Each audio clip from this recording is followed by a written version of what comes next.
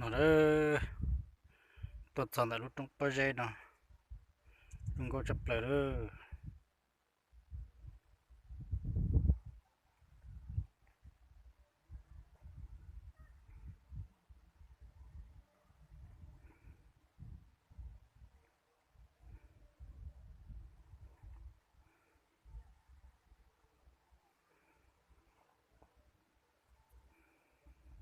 lúc chạy nó chỉ muốn để thôi lúc chạy muốn để thì bạn đi dùng cô cháu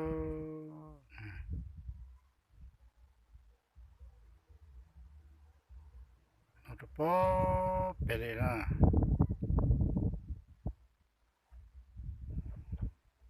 nó chẳng muốn đây đó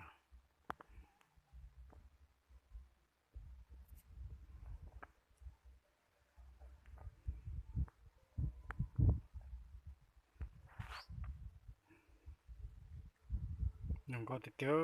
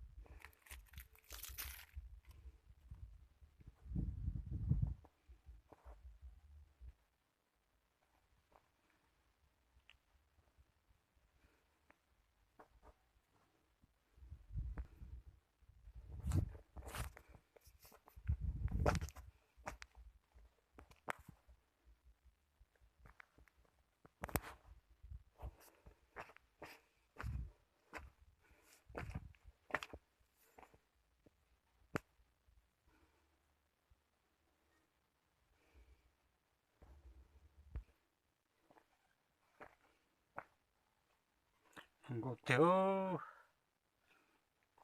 bạn đây thế nào cho nó chẳng muốn đây đó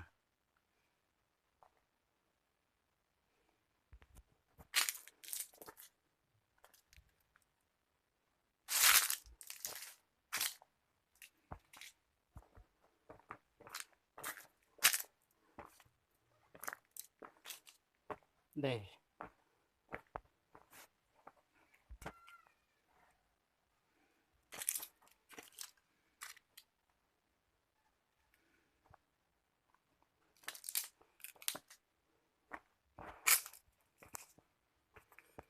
một chàng ô đây chờ đun lô số đây nào đây cố tả được